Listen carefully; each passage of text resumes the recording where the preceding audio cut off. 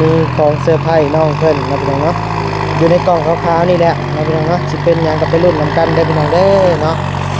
ไปย่างมาเบิ่งนี่ก่อนพี่น้องเอ้ยฮึบโตเนาะฮึบเอ้าคือบ่มีแห้งแล้วบัดนี้โดยมันเริ่มลงรุ่มแล้วมันเริ่มมันอะไรแล้วมันเริ่มเปียกแล้วพี่น้องเอ้ย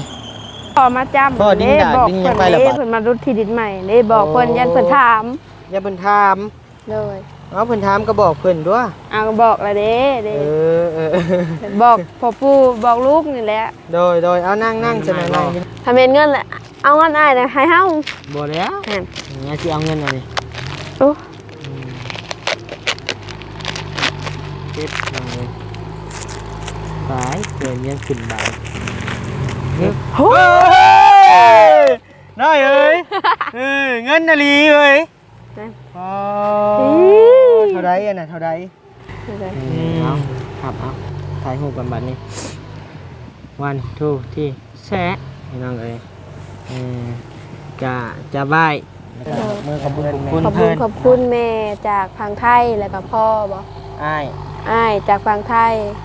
ขอให้อ้ายแล้วก็แม่อยู่ดีมีแห้งความเจ็บบ่ให้ได้ความไข่บ่ให้มีปรารถนาสิ่งใดขอให้ได้ เล่นไปเลยเล่นโอ้ยพี่น้องเอ้ยโอ้ ขึ้นไปนั่งของเราบ่ ขึ้นบ่ในตกตา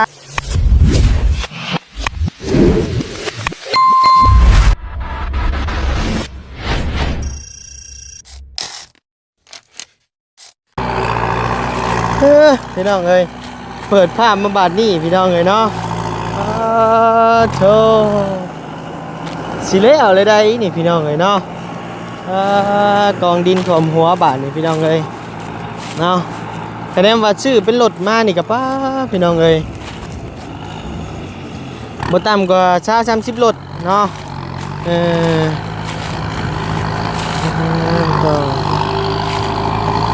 สบายดีเด้อโดยสิเละเลยเนาะคันว่าชื่อดินเขามาใส่กับบ่ต่ำและ30เนาะแม่เพราะว่าลายเติบได้พี่น้องเลยเนาะหากก็เอาไปมาว่ามันง่ายมันบ่ได้ง่ายพี่น้องเลยเนาะง่ายเป็นเอาน้ำ2 ล้านกีบเนี่ยพี่น้องเลยแล้วครับผู้เดียวเลยยังบ่เปลี่ยนเลยว่ะจะหน่อยไปแลกเปลี่ยนแล้วโดยอันรถนี่เป็นของเจ้าบ่หรือของเราของอ้ายเลยของอ้ายเจ้าแล้วเราเป็นหมู่เจ้าโดย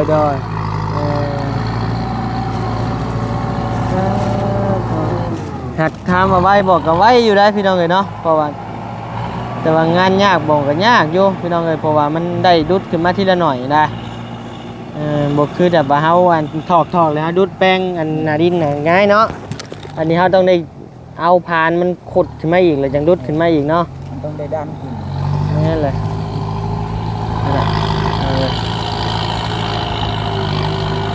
ประมาณอีกจักชั่วโมงแล้วฮะเจ้าว่าประมาณ4-5 ชั่วโมงบ่เพื่อดุดขึ้นมาอีกปั๊บอีกเนาะเม็ดน้ำมันนี่ก็บ้าพี่น้องเลยระดับล้านบ่น้ำมันฮอดบ่ล้านประมาณนั้นเลยจักมันใหญ่เนาะประมาณล้านบัดเรือแล้วก็นี่แหละพี่น้องเลยน้ำแซ่บแล้วอันมื้อหนึ่งก็หมดตีไป2-3 แสน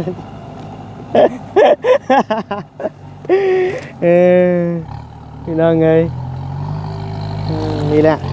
เนาะใช้เพิ่นคั่วไก่บ่อ้ายคือเห็นไก่ว่าเลย ใช่คือว่าเพิ่นสิคั่วไก่สู่บ่เจ้ากินว่าซั่นบ่เจ้าพากันกินข้าวมาแล้วบ่ใครอยู่ซะมีแต่เบิ่งถามเพิ่นก่อนเพิ่นว่าสิคั่วไก่สู่กินว่าซั่นต้มไก่ว่าซะเซฟเฮาก็ไปแหละพี่น้องเอ้ยเซฟเฮาก็ขึ้นเซฟโปนแหละบ่ยาวจักไผแล้วสิเฮ็ดบัดนี้พี่น้องเอ้ย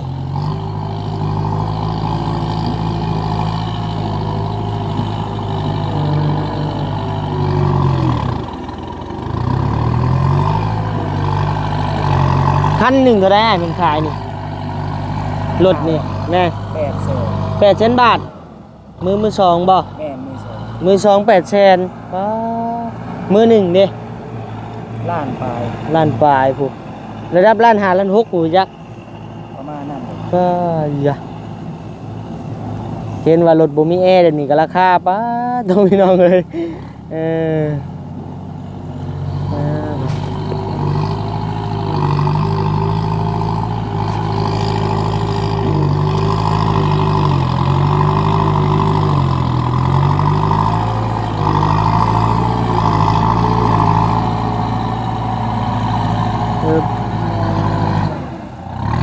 เอาไปเอามาเราเห็ดชูงเพียงกันข้างหน้าเลยนี่เนาะชูงเติมหนึ่งอยู่พี่น้องเลยเนาะไปโอเคไอ้ขอบใจหลายเดียวย่างเป็นหาน้องเป็นก่อนพี่น้องเลยเนาะเอาพี่น้องเลยเนาะวันนี้ก็มีของเซอร์ไพรส์น้องเป็นยกมือนี่พี่น้องเลยใช่โอ้ยเล่นกล้องก็ได้นี่พี่น้องมีของเซอร์ไพรส์น้องเพิ่นนะพี่น้องเนาะอยู่ในกล่องขาวๆนี่แหละนะพี่น้องเนาะสิเป็นหยังกับไปรุ่นนำกันได้พี่น้องเด้อเนาะไปย่างมาเบิ่งนี่ก่อนพี่น้องเลยปึ๊บโตพี่น้องเลยเดี๋ยวเพิ่นยังสิแป้งให้หน้าให้อีกได้นี่พี่น้องเลยเป็นให้หน้าใหญ่เลยนะพี่น้องเนาะเบิดมือเลยบัดนี้ว่าเนาะพี่น้องเนาะ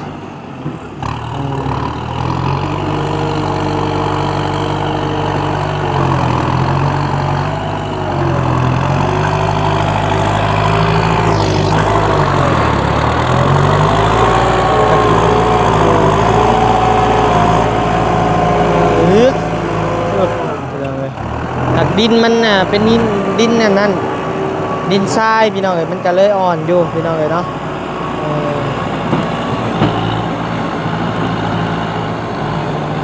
ต้น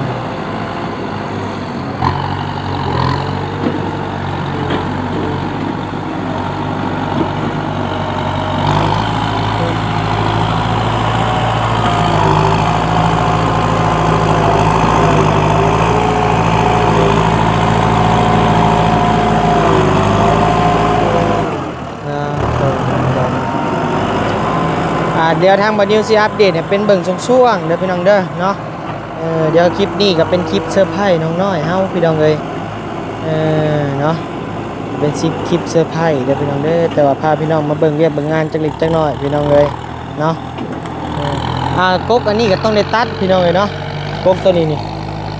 เดี๋ยวบัดนิวมื้ออื่นบัดนิวเอาอันจักมาตัดออกเนาะพี่น้องเนาะเอ้ยคือดับแล้ววันนี้ดับกลางคันเลยพี่น้องเลยเนาะแห้งมันบ่ถึงก็เลยดับพี่น้องเลย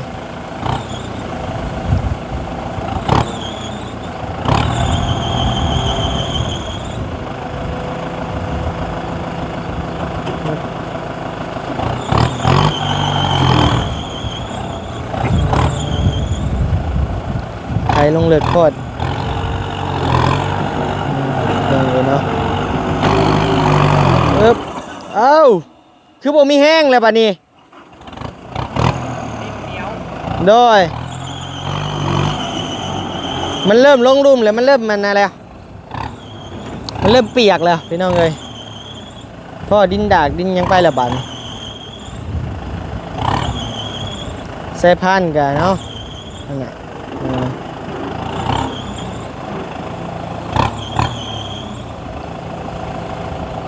หับงาน2 ล้านรถเพแป้งมัดเป็นหมื่นพี่น้องเลยเป็นน้อย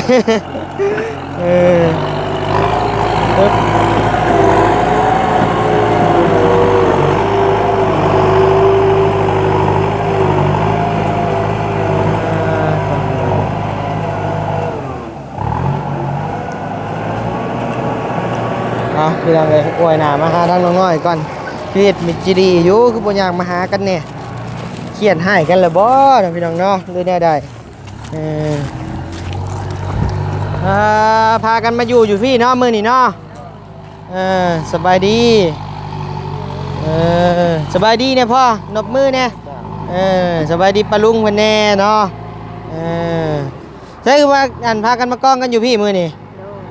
โดย มาเบิ่งดินใหม่บ่ ดินใหม่ได้ลูกเอ้ย สิเป็นมหาเศรษฐีได้นี่เนาะเจ้า เจ้าโอ้ยเมื่อยน้ำเดพี่น้องเอ้ยเป็นยังน้อยคือคุมโทรศัพท์ตายแล้วบ่ ไม่ทับตายแล้ว ตายจะบอกใช้มาเบิ่งมึงดู เปิดเครื่องมาขึ้นเห็น ไหน ตายมันบาดเจ็บ มันชื่อว่าเปิดบ่ขึ้นเฮ้ยแบตมันหมดก่อนมันตายแบต0%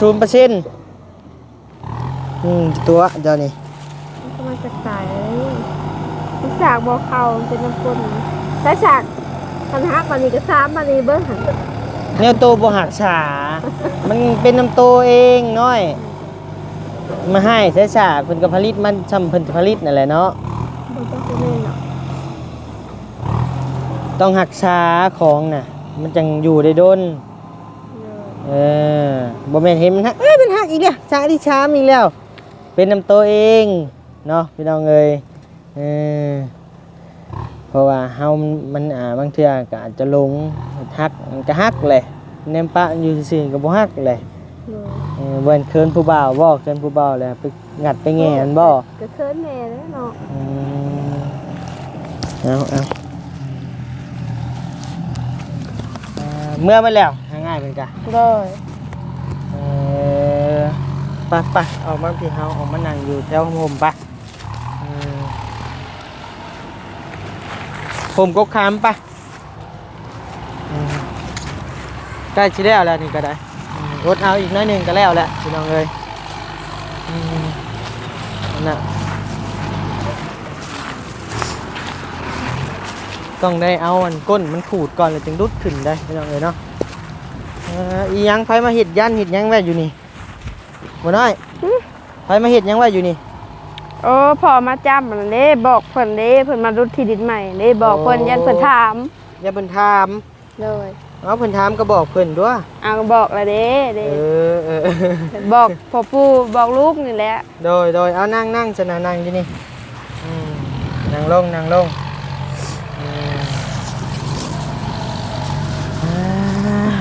มีแต่บ่าวนิ้วผู้เดียวพี่น้องเอ้ยมื้อนี้เนาะจัดการผู้เดียวเลยพี่น้องเอ้ย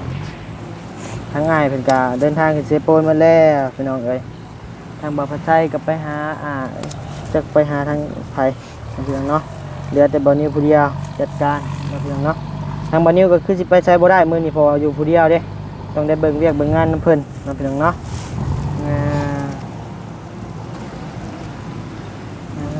ตัวฮ้อนมื้อนี้พี่น้องเอ้ยลมเย็นอยู่มีลมมีแรงอยู่นะพี่น้องเนาะอากาศมันอยากร้อนอยู่พี่น้องเอ้ยเดินจองน้ำยังไปถือมาบ่น้อย บ่มีแหละ ทั้งง่ายเพิ่นก็อยากน้ำอยู่จักขับรถขับราง บ่มีจอบ ไปหาซื้อจอกยางมันบ่มี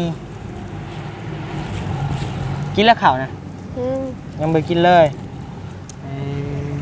แม่พอดีซื้อข้าวกล่องมากับน้ำกิน เลย ซื้อมาต้อนโต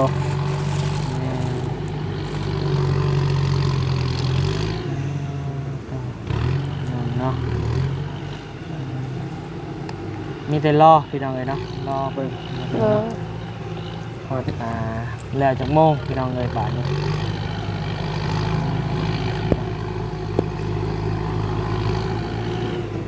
เดี๋ยวถ้าเป็นปรั๊บหน้าดินหรือจะยังอัปเดตพี่น้องเบิ่งอีกเท่านึงเนาะพี่น้องเนาะตอนจ่ายเงินจ่ายข้ามพี่น้องเลยเอามีแต่แกะกินข้าวแล้วเอาแกะเอา ขอบใจเด้อ แกะเอา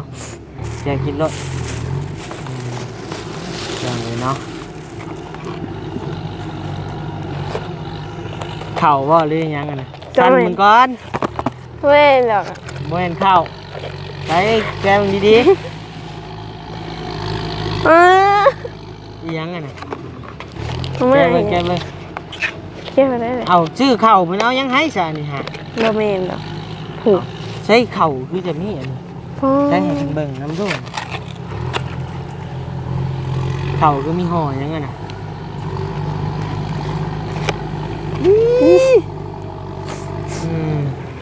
มาแกเบิ่งอีหยังอ่ะน่ะโอ้คือห่อเป็นยาม่าพ่อพี่น้องเลยแล้ว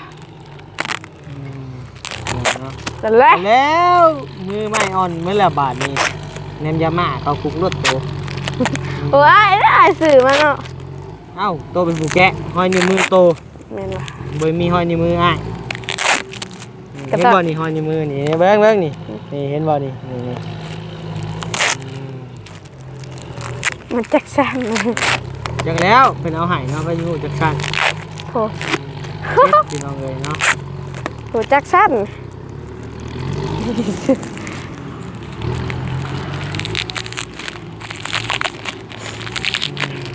เป็นอีหยังเนาะเอาดาวเบิ่งดูอีหยังจังหวะนี่ แต่เงิน เงิน เด้อ บ่แม่นดอกเงินนะ ถ้าแม่นเด้ ถ้าแม่นแล้วอ้ายสิเอา แม่นบ่ เอาบ่ขนาดน้ำอ้ายบ่อ้ายว่าบ่แม่นถ้าแม่นแล้วอ้ายสิเอาเอา บ่ได้เด้ ขนาดน้ำอ้ายบ่ ถ้าแม่นเงินแหละเอาเงินอ้ายน่ะให้เฮา บ่แล้ว แม่น อ้ายสิเอาเงินเอาดิ โอ้ เจ็บเลยตายเกินยังขึ้นบานฮึบ แต่ ฮึบ โอ้ เฮ้ยน้อยเอ้ยเงินนาลีเอ้ย นั่น อ๋อเท่าไรอ่ะน่ะเท่าไร นั่นนั่น เท่าไรน่ะน้อย จังได๋ แกะเบิ่งดีๆกูว่า โดยหัวหน้า เอามาสั่งว่าประชดประชันน่ะ โดยหันก็โดยเด้ซะ หัวหน้าไม่ได้ใช้หรอกบัด โอ้ค่าโทษซะ โอ้ยเครียดได้ เฮ็ด นับเบิ่ง นับเงิน2 4 5 6 7 8 9 10 10ล้านหนึงบ่น เลย2 3 4 5 560,000 6 7 8 9 560,000เลย 1,560,000 เลย โอเคพี่น้องเอ้ยก็บ่ได้มีหยังหน่อยเงินนายเอง บ่เสือแล้ว บ่เชื่อจังได๋เงินอ้าย ดูบ่ใส่กล่อง มาเฮ็ดให้เจ้าอันดีใจซื่อ แม่นบ่ ๆนี่ พี่น้องเอ้ยเนาะเนาะใกล้สิแล้วรถมันก็ได้เนาะ เลย ประมาณอีก4ชั่วโมงเพิ่นว่า 4 ชั่วโมงอ่ะเพิ่นบ่ได้ดันเอาไข่บ่ทางน่ะ ฮะดันยัง ดันอันน่ะป่าน่ะเข้ามา เอ้าก็บ่ได้ดันเลยหน้าเฮือนเจะอยู่พี่ แม่นบ่ เจ้ามีแต่เจ้าและทางเองเจ้า แม่นบ่แซ่บว่าเพิ่นสิดันทางนั้นเข้ามาพี่บ่ บ่แล้วดินในนี่มันพอแหละดินในหนามันพอเลยเพิ่นก็บ่ดันแล้วมีแต่มันหกมันยังก็เอาผ้าจะแลพันเอา จูดเอ้า เพราะว่าถามเบิ้งเนาะคะแนนเพิ่นสิดันให้เพิ่นก็ยังมาบอกเพิ่นก็ดันอยู่แต่เฮาก็เกรงใจเพิ่นน่ะนะ เล มั ย นก็ราคาก็บ่ได้แพงเด้เฮาจ้างเพิ่น2 ล้านนี่คะแนนเพิ่นดันให้ก็คือฮู้แหล้วอ้ายรถเกรงใจเพิ่นอ้ายนะ เลย เพราะว่าเฮาจ้างเพิ่นถึกแล้วเลยก็เพิ่นก็ปรับให้หน้าให้โตอีกนะ เลย แล้วก็เอาขึ้นแล้วเพิ่นยังปรับดินให้อีกนะรู้แล้วพี่น้องเอ้ยเนาะมันก็เฮาใช้เพิ่นหลายเฮาก็จังได๋เกรงใจเพิ่นนะพี่น้องเนาะเฮาจ้างเพิ่นก็ราคาเพิ่นบ่ได้สูงปานใดหันนะวันนี้โทรไปถามแล้วโตอันจะส่งเบอร์หยังมาให้นะคนละเจ้าแม่นบ่ แม่น ยาแหละบ่ว่าดอกพี่น้องเอ้ย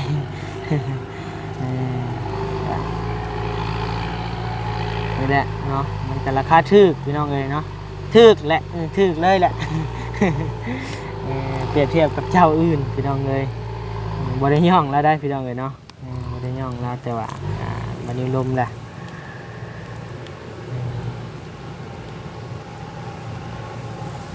มันมีแต่เฮาปรับปรุงเอาเองอ่ะแหละเป็นรุ่นหาชำนิโอ้ยคักแล้วคะแนนมาไปซื้อดินมาใส่เองนี่ก็มันตกอยู่20-30รถผู้ใดนี่ได้เอาให้เบาหยอกซื่อๆอันนี้ก็เป็นเงินเจ้าเด้อนางเด้อ เลย ให้เบาหยอกซื่อๆกันอยากให้ไอ้ก็ให้บ่ได้ปฏิเสธพอได้เติมน้ำมูกน้ำมันคอยได้จาก100,000จาก 200,000เด้อ ได้ ได้อยู่บ่ ได้ ถามป้าลุงมึงดูเพิ่นให้บ่ พอลุงเอ้ยถ่ายบานิ้วอีบ่เติมน้ำมัน จักแสน 10,000 โอ้ตายพี่น้องเอ้ยเครียดเลยเฮาบ่ได้เครียดเลยบาดนี้ ไปหยอกซื่อๆ บ่มาเลย ไปหยอก ให้10,000นี่เครียดเลยบ่ต้องหยอกดอกเฮานี่เครียดแล้วสิเมื่อไหร่จังหน่อยบ่จ่ายดอกค่านี่แล้ว น่ะ นี่เอาหับเอาถ่ายรูปกันบัดนี้1 2ที่แซะพี่น้องเอ้ยจะไหว้แล้วก็ยกมือขอบคุญขอบคุณเพิ่นเนาะทางอย่างเอื้อยจากฝั่งไทยซะเนาะเพิ่นบอกประสงค์ออกสื่อของนาม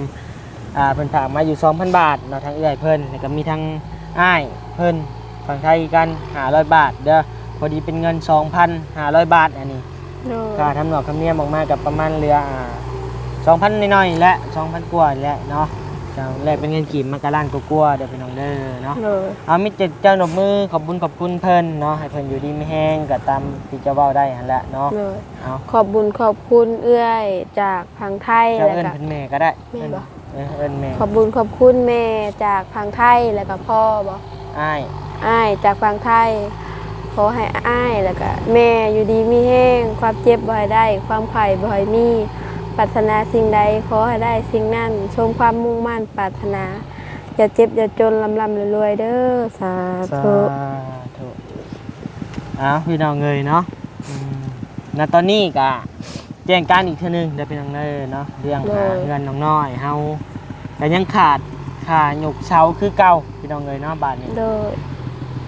ยังขาดค่าหยกเสา 9,000 บาทคือเก่านะพี่น้องเนาะส่วนเงินตัวที่สมทบกับมาห้อมก่อนนั่นก็เอามาลงกับดินแล้วก็อาจจะเหลือก็เหลือเล็กน้อยเนาะยังบ่อยากให้หมู่บ่ ยังเลย โอ้เอาไปเองซะจัดการเองซะ แม่บอกบ่แล้วค่ะ แน่ ก็ยังเหลือกันอาจจะเหลือส่วนนี้แหละพี่น้องเลยเนาะนี่แหละโอ้น้ำน้อย โอ้ผู้บ่ปักแห้ง โอ้บอย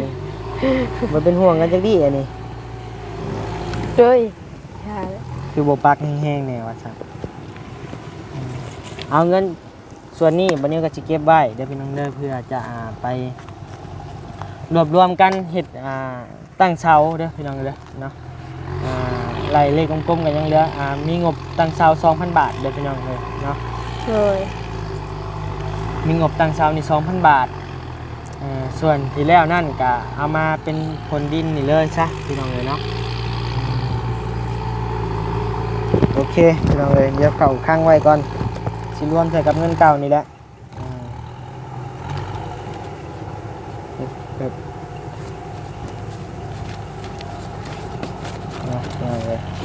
เงินน้องน้อยตัวนี้พี่น้องเลย1 2 3เป็นเงินบาทเมื่อวานนี่บัดนี้ก็ไปแลกเป็นกีบแล้วพี่น้องเลยเนาะ1 2เงินจ่ายค่ารถเพิ่นนี่ก็ยังเหลืออยู่ล้านปลายพี่น้องเลยเนาะโอเคพี่น้องเลยเก็บใบนี่แหละเนาะเดี๋ยวจะหน่อยจ่ายค่ารถเพิ่นใช่ว่าสิคั่วไก่คั่วยังไงเป็นกินบริคั่วบ่ จักมาแม่เลย เอาแล้วนี่คั่วให้เราเลยให้ทั้งง่ายเป็นแลกกิน เลย บกคั่วกับไปหาซื้อมีบ่เนี่ยซื้อนั่นนี่อยู่แถวนี้ บ่มีอะไรอยู่แถวเขาอยู่บ่อยู่โรงเห็น ดวงเห็นผู้ เลย เดี๋ยวสิบ่มีแล้วเนาะบัดนี้เนาะแต่บกคั่วไก่และอายเป็นเห็ดกับเฮากันมีน้ำใจให้เพิ่นและหาข้าวหาน้ำช่วยเพิ่นกินนั่นแหละเนาะ เลย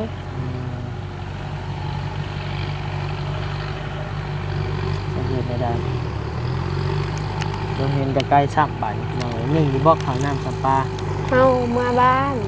จะมาบ้าน เลย แม่เจ้าก็สิบ่เตรียมบ่คือว่าฮู้อยู่บ่ได้1ฉะนั้นคือบ่เห็นติดข้าวซ้ำเลยพี่น้องเอ้ย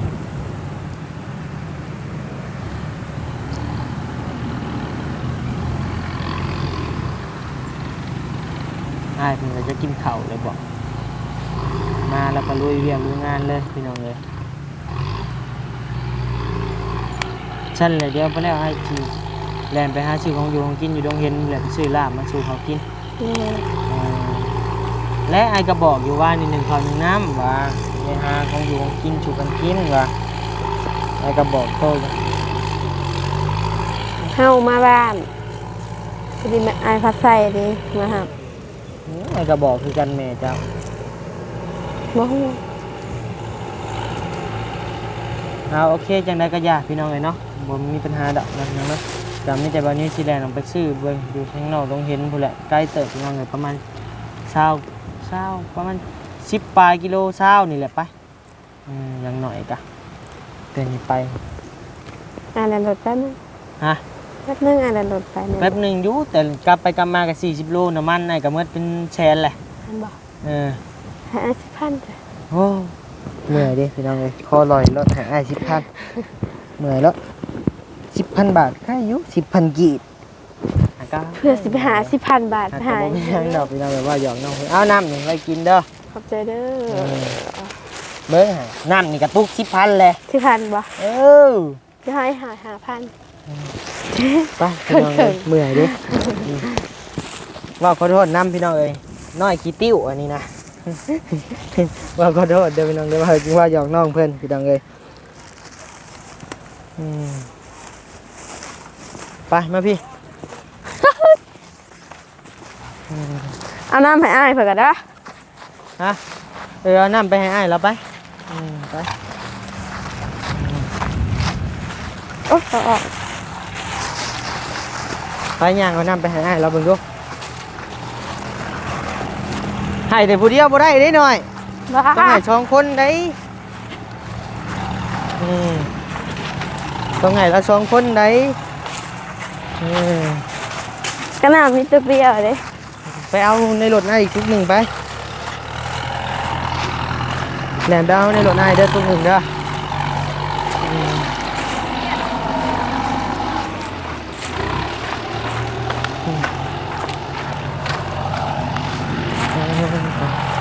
ไปแหลมไปเอาในรถ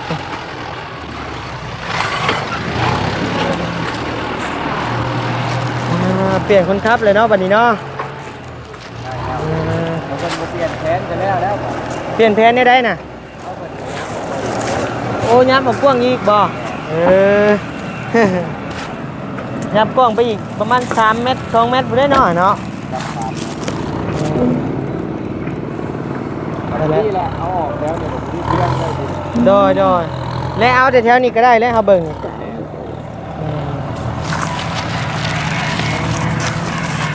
กับโบแล้วซูมกันในที่ ฮะ ประมาณเที่ยงกับพันนี่แหละ แม่นประมาณคันนี่แหละเทียงกับคันนี่แหละ แล้วก่อนนะเขาแล้วเขาจะตรวจ โดย ตรวจในมันเที่ยงกันดิ อันนี้ก็ดูดออกก็ได้ดูดออกอีกนิดนึงเป็นทางเข่าเนี่ยดูดมันต่ำลงนิดนึงก็ได้เลยเนาะ นี่คำ ใช้ใหม่แล้วเนี่ยแม่พอดีคำมาเอาให้เรา อ้าย เดี๋ยวจับเอาทีละตุ๊กว่า ถึงเด้อกว่า แล้วก็เล่นไปให้เราตุ๊กหนึ่ง ลาสิบ่เหยียบบ่ บ่เหยียบเดี๋ยวจะบอกแล้วจอดจอดก่อนแป๊บนึงไปเล่นไปเลยเล่นโอ้ยพี่น้องเลย เอ้ย เอ โอ้ อขึ้นไปนั่งกับเราบ่ ขึ้น บ่ในตกตายไปพี่น้องเลยเนาะเช็ดค่าแล้วบาดนี้โอ้มันมีดิบล็อกบ่ไอ้นี่กันมันมีดิบล็อกบ่โอ้เนี่ยมาดูธรรมดานี่เขาไปใช้เนาะแต่เนี่ยมัน เขาก็ใส่เกียร์กระต่ายแล้วเกียร์เตาแต่สมมติว่ามันยากแห้งครับไปใส่เกียร์เตาใส่ได้4 โล โดย ได้4 โลไทย4 โลนุชแต่มันยากถ้ามันไม่ยากก็มีแต่ใส่ให้หนึ่งไปเลย โดย แต่งานค่ากับเหยียบ เหยียบดิบล็อกบ่มันมีได้เหยียบเลยเนาะ เหยียบกันพี่ เขาเห็นกันที่บ่รถเฮารถใหญ่เลยดิบล็อกเนาะเขาเห็นเนาะ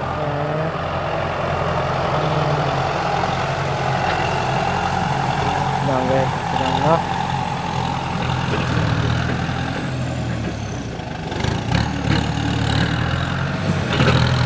ดินในนี่ก็เรือแล้วครับเบิ่ง แต่พ่อ เนี่ย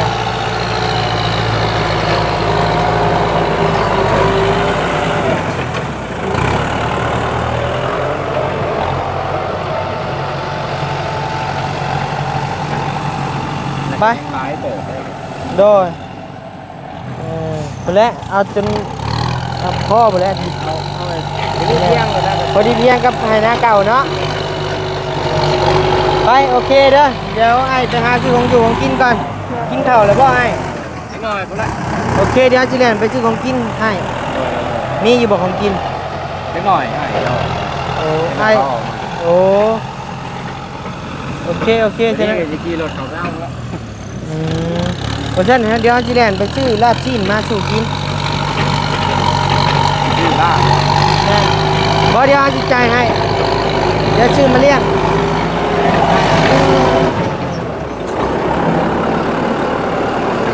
โอเคพี่น้องเลยเนาะ